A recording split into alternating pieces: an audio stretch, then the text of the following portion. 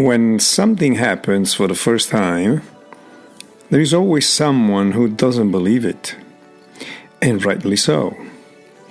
It is even healthy.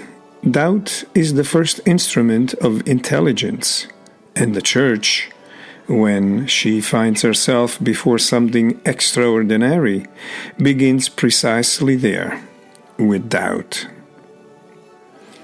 Today, I want to tell you the story of a man who did not believe.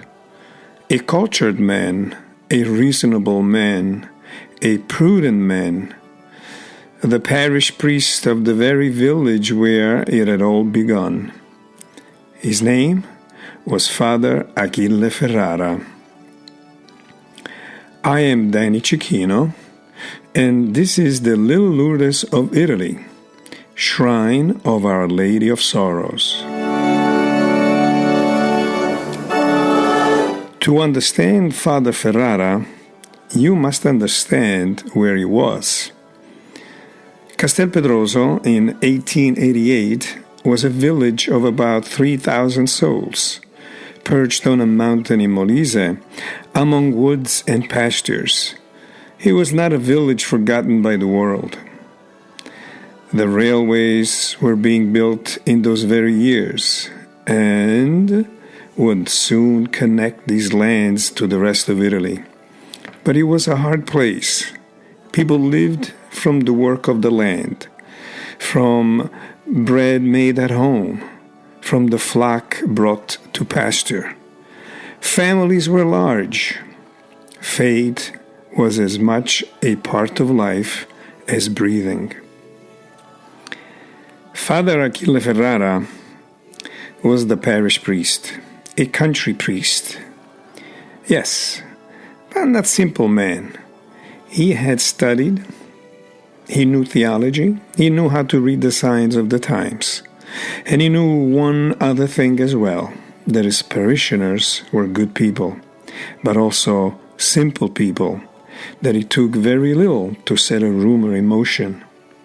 That a story told at the crossroads in the evening by the fire could become within a few days something very different from the truth.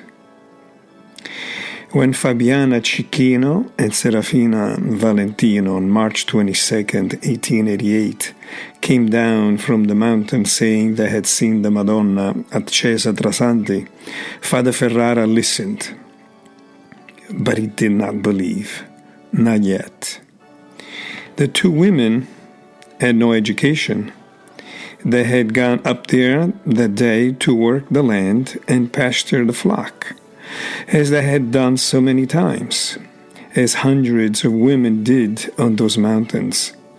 They were not mystics. They were not professional visionaries. They were two peasant women.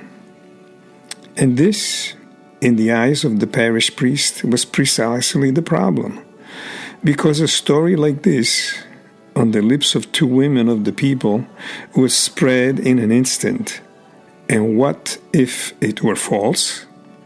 What if it were a suggestion, an illusion?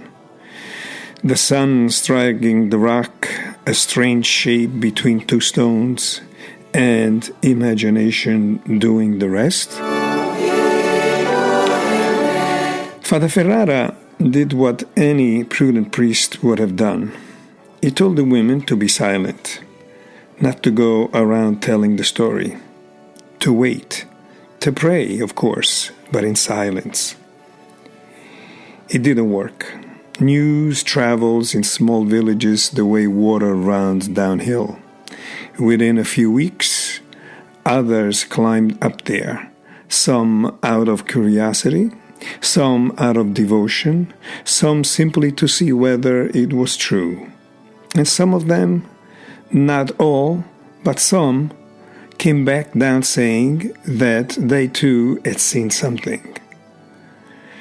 At that point, Father Ferrara found himself at a crossroad.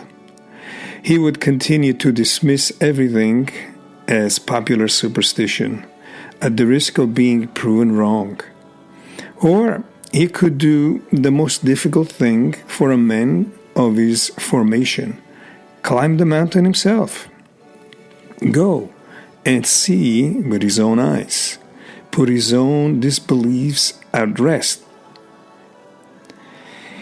He chose the second path, and it is there that the story changes. It was May 18th, 1888. Nearly 2 months had passed since the first apparition.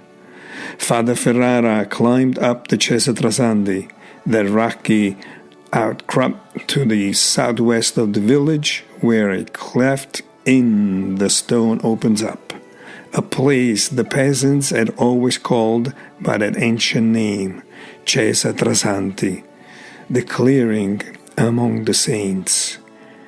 And he saw. He saw what the 2 peasant women had seen. He saw the figure of a woman, half kneeling, her arms open, her eyes raised toward heaven, in an attitude of offering. She was dressed in a violet robe, the color of the Passion, the color of Holy Thursday, and wrapped in a blue mantle. At her feet, the body of the dead Christ, covered in wounds, with the crown of thorns and the nails set aside. There were no words. The Madonna of Castelpetroso does not speak. She has never spoken. She has left no messages, delivered no secrets, asked for no church to be built with audible voice. She was only shown herself, her sorrow, the body of her Son, the offering. And this, perhaps the most extraordinary thing about Castelpetroso, because in many Marian apparitions think of Lourdes, of Fatima, of La Salette. The Madonna speaks. She gives instruction. She asks for specific prayers. At Castelpetroso, no. At Castelpetroso, the Madonna shows, and the message is all there, in her body. A mother who offers her son, her own sorrow, together with that of her son, a mother standing beside the cross. Father Ferrara came down from the mountain, a different man from the one who had climbed up. The man who had told the women to be silent now found himself on the same side of the women. And he began to document everything, to gather testimonies, to inform the bishop. His intellectual honesty in that moment was a gift for the shrine that would one day rise. Because if Father Ferrara had believed right away, someone today could say he was a gullible priest. But Father Ferrara had doubted. He had rejected the story. He had asked for silence, and only after seeing with his own eyes had he accepted. This changes everything, because the testimony of the one who had doubted is always worth more than the testimony of the one who has always believed. A few months later, on September 26, 1888, the Bishop of Boiano himself climbed up the rock, sent by the Holy See as apostolic delegate. He went up accompanied by none other than Father Ferrara, and the bishop too saw. He saw 3 times. From the moment on, the story of Castelpetroso ceased to be a village rumor and became something that the Church of Rome was watching with attention. When I think of Father Ferrara, I think of what the Church asks of anyone who carries pastoral responsibility. Not easy enthusiasm, not credulity, but also not to be blind refusal of the supernatural, as though God could no longer act in the world. Father Ferrara walked along the narrow ridge, the ridge of prudence, that nevertheless remains open, of doubt that does not harden into cynicism. And there is another thing that strikes me.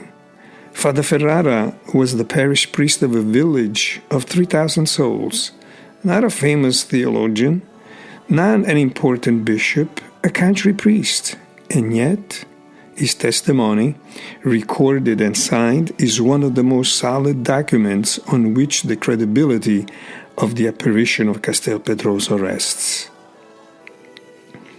God evidently does not choose his protagonists by the world's criteria. 2 peasant women, a country priest, a local bishop, and from there, only from there, the story begins to rise. All the way to Rome, all the way to the Pope. But of Rome and of Leo XIII we will speak in a later episode. In the next episode, we will come down from the rock and we will speak of water, of the miraculous spring that was discovered in July of 1888, in the midst of a grave drought, of the first healings, and of why, almost at once, people began to call this place the Little Lourdes. If this story speaks to you, follow the Little Lourdes of Italy on Spotify, Apple Podcasts, or YouTube, so you will not miss what comes next. I am Danny Cicchino. Thank you for being with me. I will see you in the next episode.